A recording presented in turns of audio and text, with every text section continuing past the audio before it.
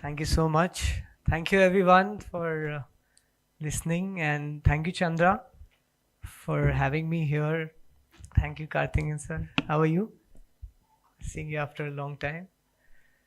So let me just talk about my journey, and of course I think financial success is just one part of the overall equation and a very small part of it, but important, right? Of course you have to enjoy your success in every aspect of life.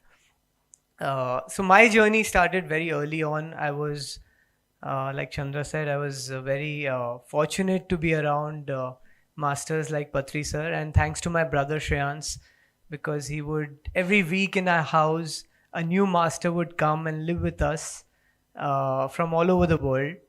And I was a teenager and I was so inquisitive, I was like 14, 15-year old.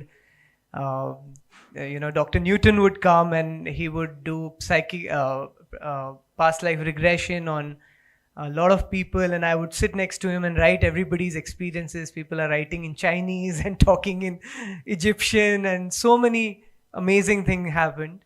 Patri sir would, you know, be around us all the time and, play his flute, and we would meditate with him, hours of Q&A with him. So a lot of these things got ingrained in me very early in my life, and I'm so fortunate to have masters like these in my life. Uh, and one day, I remember with Patri sir, and a lot of people have this question that, I have this problem and that problem. And every time somebody came to Patri sir, he would say, just go and meditate for 40 days. But sir, I have this problem, and just go and meditate for 40 days. So I went to sir and like, sir, anybody coming to you, why don't you want to answer to them? You're just telling them go and meditate for 40 days. He told me, after 40 days, half of them won't come back to me because they didn't meditate. And half of them will not want to come back to me, or don't have to come back to me because they found their answers because they meditated. So meditation has all the answers. It is your guru. And that's what Patri sir taught, that make meditation your guru. You don't need anything else. You will find all the answers inside of you. So I've been very fortunate to be a part of this. I remember I was probably 19-year-old, and I read this book, The Secret. How many of you have read the book Secret? Yeah, so it was fascinating, right? 19-year-old, I had just got my driving license, and I read that book, and I was like, okay, now I want to. I read this book, and I'm like, I totally believed in it because I was already meditating, and I was like, I want to buy a Mercedes, right? Like a black Mercedes C-Class. A 19-year-old kid, that's like the first dream, right? When you get your license. And they're like, okay, wish whatever you wish will come true, so then might as well wish what you want. I had no money, so I was like, I went to my brother Shreyans, like, Shreyans, I want to buy a Mercedes. And he's like, okay, earn your money and you can buy it. So then of course then I made a whole vision board, and I wrote that by the time I'm 20-year-old and I'm finishing 19, I have earned 1 crore rupees. Okay. And the easiest way to do it is to get into the stock market, right? So I took a little money from my mom, some 70,000 rupees, and I started trading, and believe me that 1 year down the line, I earned a 1 crore rupees. Yeah. And it was just fascinating that it happened, and of course the photo of my car and everything was there, and I was like, wow, man, this is fantastic. Why didn't I put like 10 crore or something? So it was fantastic. Then I went to my brother, and I'm like, I earned the money, now I need to buy the car. And like every elder brother would say, he's like, go and talk to uncle. Like our uncle was like the, my father figure, because my father died, like passed away very early on. So uncle was like the father, and we were very scared of him. I'm like, this is the googly you threw on me. So of course I never had the courage to go to the uncle. But 2 years down the line, my brother bought the same car for me when I least expected it, right? And he got some good deal, and he bought that black, So what meditation does to you is that sometimes it comes late, and sometimes it comes when you don't expect it at all, right? And I think in my life, there's, because of meditation and because of all the teachings of the masters, I feel so grateful at every single point in my life, whether it's a good situation or a bad situation, and you accept every situation because you know that the universe has a plan for you, right? The universe always has a bigger plan for you, and the universe is always taking care of you, because there is that intelligence that that makes the flower bloom or the planets revolve is also inside of you, right? It's driving you and everything around you, so everything falls in place. And once you have that trust and belief, automatically things begin to happen in life. And that's how I have led my life, and that's how I have made my investments, because I truly love when I feel it in my body. I know that probably I'm making the right decision, and a lot of decisions have been made intuitively. A lot of times I have not worked that hard, but it paid off. My first investment, and of course I'm not boasting because I actually give it to the universe, because I don't think I made that much of an effort. But with that little bit of trading, I made 2-3 crore whatever money, and I put all that money in my first investment, which was this company called Polymedicure, where I took a 10% stake, and which became a $3 billion company 15 years down the line. So it just, I feel that a lot of it, credit I give it to just meditation, and to just trusting the universe and trusting your gut, and having courage to believe in people, right? So recently we invested in this company called Zepto. I don't know if you've heard of it. It's a quick commerce company. A 19-year-old kid started it, and I was like, shit. I thought I did well. This guy created a $5 billion at that age. And again, like, the belief he had in what he's doing, it was just fascinating. And that made us, even before looking at the numbers, they're like, okay, I'm all in, right? So I think a lot of my life has been of intuition, of gut feel, and a lot of that has just come from meditation. Also in believing in people, trusting the universe. I feel in our line, we are never trusting people, right? In the financial line, we're always, telling the government is bad, this is bad, politics is bad, the news is bad. And there's always that negative feeling across everything, right? The company may be fraud and this is that. You're never trusting, you're not believing. And if you don't trust and believe, then I think you lose the battle, right?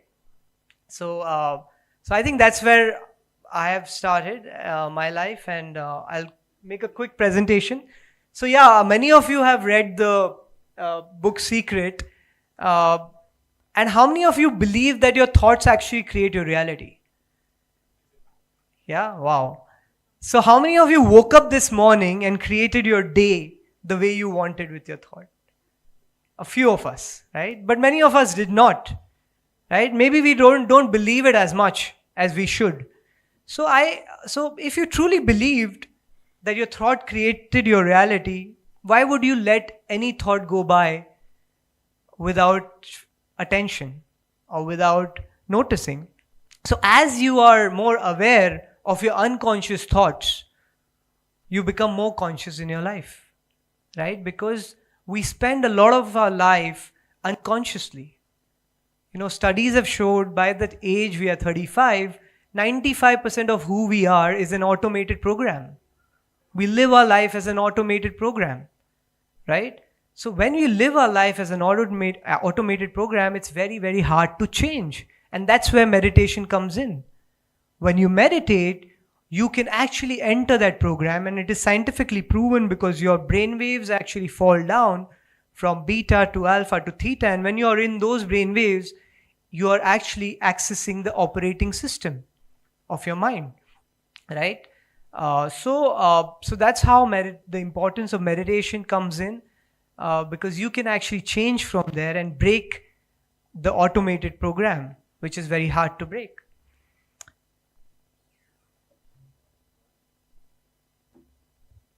Okay.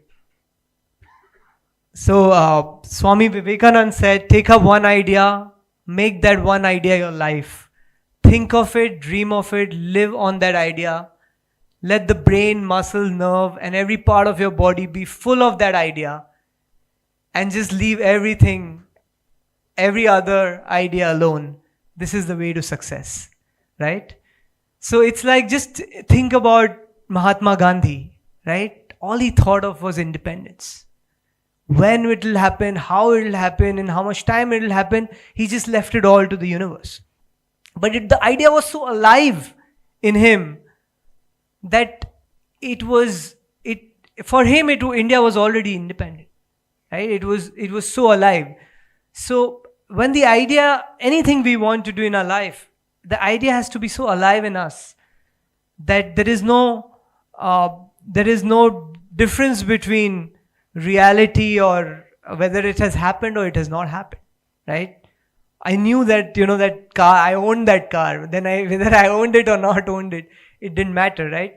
So anything we want in our life, if we can believe that, it has already happened, and live that idea, whether we want to teach meditation or whether we want to be healthy, wealthy, have great relationships, if you live in that positivity of that idea, it automatically happens, because your brain, your thoughts you begin to think in those ways, and what you think, you eventually become. So a lot of times we are not able to do this. Yeah, a lot of times we are not able to do this is because we are actually living in the memories of the past, right? We spend most of our time in the memories of the past, and this is what I was saying, that 95% of who we are, just go to the previous slide. Yeah. So 95% of who we are is our subconscious mind. So by the age of 35, we are completely living in our subconscious mind, and only 5% is our free will. So we are always, that free will is fighting with the subconscious mind. Think about a smoker, right? He wants to leave, he wants to quit, but the habit is so ingrained in him that he's not able to do that. So that's what meditation does. When you are entering into deep state of meditation, you can actually access your free will, and you change from there. You start changing your subconscious mind, and you stop living from the memories of the past.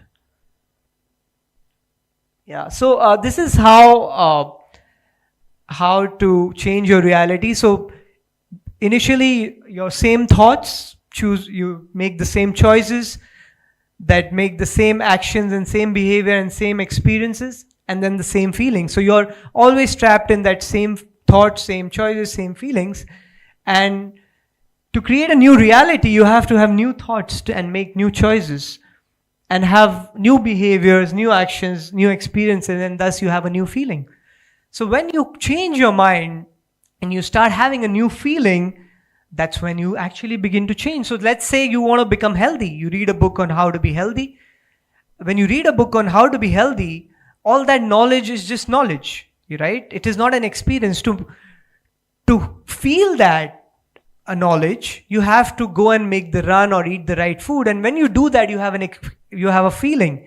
And when you have a feeling, you have an experience of feeling healthy, right? The body feels healthy. So you can say that the knowledge is for the mind, but the experience is for the body. So when you experience that knowledge, you're embodying that knowledge, right? You're feeling happy. And when you repeat that action over and over again,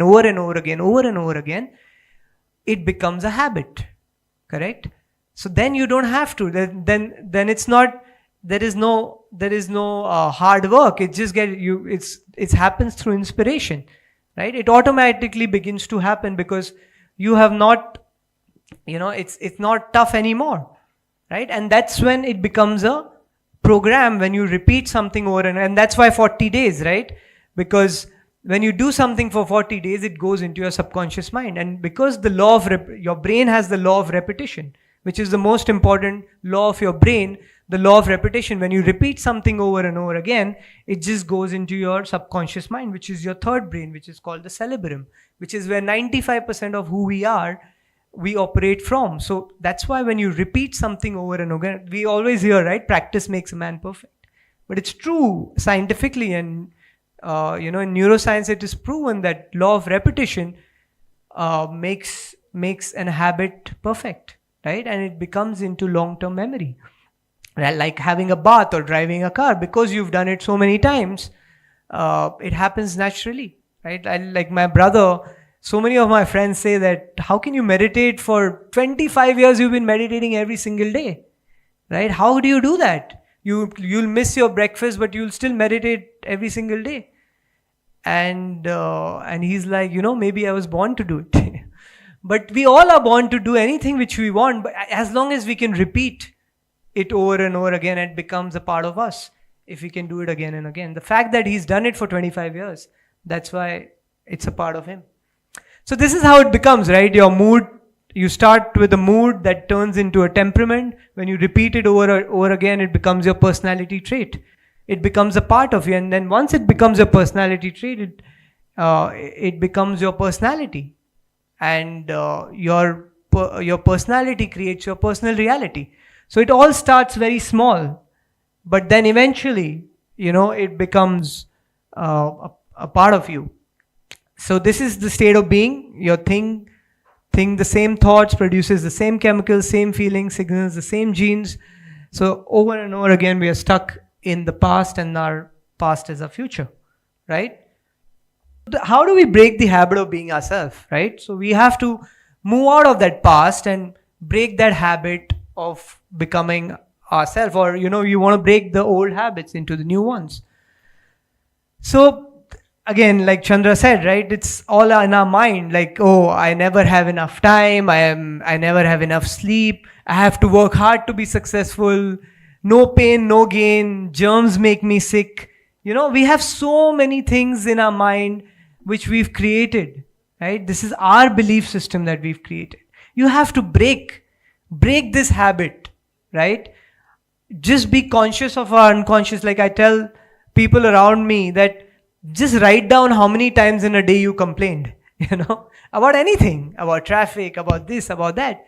And the more conscious you are of your thoughts, the more, conscious you will be in your life, right? So we have a lot of these conscious things that I'm a shy person, my race is superior, so a lot of things. We are so conditioned in our brain that we are not able to get out of that box. So the thing is to get out of that box. And neuroplasticity tells us in neuroscience that humans, like we have that capability to think out of the box and change our neurosynaptic wiring in our brain.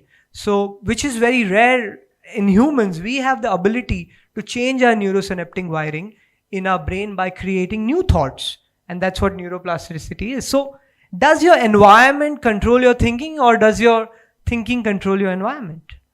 Right? So that's the question you need to ask. Is my external environment creating my thinking, or am I creating my external environment? It all begins from inside out. We always are like, oh, if I get a car, I'll be happy. I'm telling you, when my brother said no and asked my uncle, I wanted to box him. But then you realize that the feeling has to be inside, right? And then you'll attract it in your life. So it also has to be inside out. If I get a big house, then I'll be happy. If I get a big car, then I'll be happy. If I have a great relationship, then I'll be happy. If I have a fantastic boyfriend, then I'll be happy. No. You first be happy, then everything else will fall in place. And that's what meditation does to you, because when you meditate, your brain levels fall down and you automatically start losing your ego. right? And ego is where your identity lies. Ego is where you attach yourself to, right? I'm a father, I'm a mother, I'm a child, I'm a shy person, I had a bad childhood, I had this, I had that. So this is all your ego, right? Once you drop your ego, then automatically you start aligning yourself with the universe, right? And that's when you start becoming happy inside. So everything around you is great. You start seeing one in everyone, right? And then there's no separation, right? You start becoming one with everybody, right? So automatically that separation goes away. So your environment is an extension of your mind, which is your ego, right? As you begin to change your mind, your environment automatically changes. So yes, when you change your mind, your life changes. So it's so much to do with our mind and our thoughts to start with. And that's why meditation helps you, because when you're with your breath, you're not with your thoughts, right? When you're with your breath, when you do the Anapanasati meditation, you start cutting your thoughts slowly, dheere dheere, right? And then it happens. It automatically begins to happen. You start feeling the connection to the universe, the universal intelligence. So crossing the river of change, guys, this is the tough part, because as you begin to change, there are lots of hurdles that come in our way, right? Because when you are beginning to change, you need to break your old habits, and your ego does not allow that. Ego wants to go back to your old habits because that's where it finds comfort, right? So you have to feel uncomfortable, unfamiliar. You have to get out of the predictable past, And if there is a problem, so there are simple instruction to how to handle change. And you can put this as a note to your friends. Hi, I'm not available right now, but thank you for caring enough to call. I'm making some changes in my life. Please leave a message after the beep. If I do not return your call, you are one of the changes.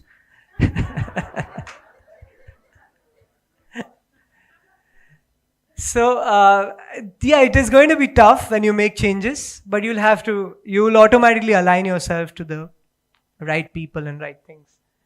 So, science of creative visualization. So, what we've done is we've tried to put it into 5 steps of creating your life, creating your visualization. And first it starts with, if you're in the forest and if there is a lion in front of you, you're not going to sit there and meditate, right? Correct? You need to get into that zone. You need to get into that environment, right? You need to get out of your stress mode and... Okay, 2 minutes, sorry. Yeah, I'll finish in time. So you need to get out of that stress mode and get into the relaxed mode, right? You cannot be in flight and fight nervous system and a parasympathetic nervous system at the same time. You have to be in one of them, right? And when you meditate, you actually go down from those high beta frequencies, brain waves, and get into alpha and theta brain waves, from where you can create, right? You cannot create in the fight or flight nervous system. And the funny thing is, it doesn't even have to be a lion. It can be a mother-in-law and you can go into the fight and flight nervous system. Yeah? It could be a boss, right? The mind does not know the difference between a lion and the mother-in-law and a boss, or just thought alone. Your thought can literally take you out of balance and make you sick, right? So mind does not know a difference between a threat in your external environment, or you could be threatening yourself by your thought, right? So that's when you want to start meditating and change your wiring in your brain and move from that high beta frequency to alpha and theta frequency, where you lose your ego and where you're not obsessing about your problems. And when you lose your ego and you start aligning yourself to the universe, that's when you begin to change, and that's when you start getting into your parasympathetic nervous system. That's when your creation happens, right? So thoughts, and this is scientific, guys. Everything I'm talking is all science. It's not just my life, but it's all proven in science. So thoughts are electric. They're physically, if you measure your thoughts, they are electric. And feelings are magnetic. So thoughts send the signal out to the universe. So that's why thoughts are very important. What you think you become, it's not just a theory, it's the fact, right? So thought sends the signal out in the universe and the feelings actually get it back, right? So what you feel, you may think abundance, but you may feel lack, right? And you will attract lack. So you could think whatever you want, think positive, but you got to feel positive, right?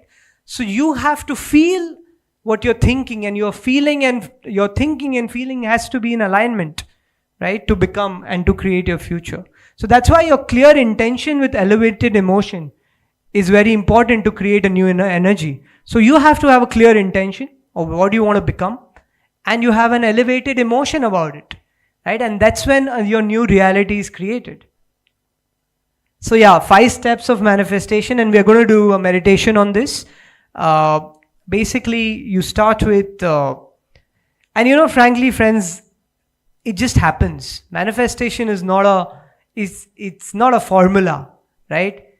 You just stay in the path of your vision, and it will all happen, right? The more you obsess about it, the more you're going away from it, right? You want a big house because your neighbor has a big house, or you really want a big house, right? Because if it's coming because your neighbor has a big house, it's coming from a lack, right? And most of the manifestation is actually like, why do you want to create something? Because are you not happy with what you have? Right? We want to create something because there's some kind of lack in us, right? So we have to really think about manifestation as a higher purpose, for a higher purpose, not just for filling your lack. Because if you try to fill your lack, you're going to create more of lack, right? So there's a very fine line which you have to balance between manifestation and not just filling your lack. It has to come from a very, very higher purpose, right? It has to come from a vision to change the world or create a better future for yourself, right? Not from a feeling of lack, right? So you start with brain coherence. So first you lose yourself, right? You first calm your mind down, relax your thoughts, you lose yourself, you get into, and we'll do this meditation right now, where we completely relax ourselves and go into these states of brain waves where we move from beta to alpha to theta, and then we go into heart coherence, because you want to feel amazing, right? You want to feel that love, that oneness, that joy. So you start focusing your energy to your heart, and wherever your energy goes, wherever your attention goes, your energy flows. So you keep your energy at the heart center, which is very important. And after that, you want to sow any intention you want. Maybe you want to, maybe you don't want to. Like now, I don't even sow any intention, because I know I totally believe in the universe's plan. And once you believe in that plan, then everything falls. But of course, you follow your vision, your path of the vision. You want to teach 1 billion people meditation, whatever, right? Like that bigger feeling, and then you can sow your intention, and then you surrender. Then you completely surrender when, how, in how much time, how it happens, it all. Just leave it all to the universe, right? He has a plan for you, which is way better than you can imagine, right? You want a house and you're working hard for it. Maybe your father-in-law will gift it to you. You just want to find a rich wife, that's it. All the married people are like, ab to shaadi ho gayi hai.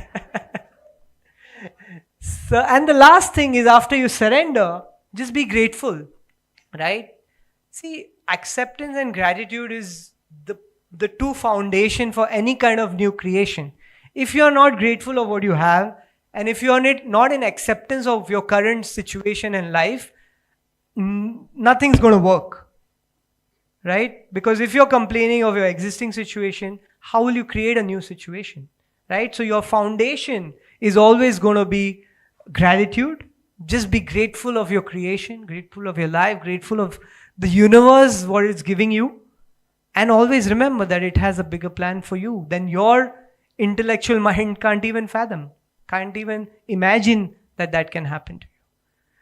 Great, friends, and that's Pyramid Valley. I don't know if you guys have been there. Please, we welcome all of you. It's our home, and all of us, home to all of us. So please visit, and thank you so much. Thank you.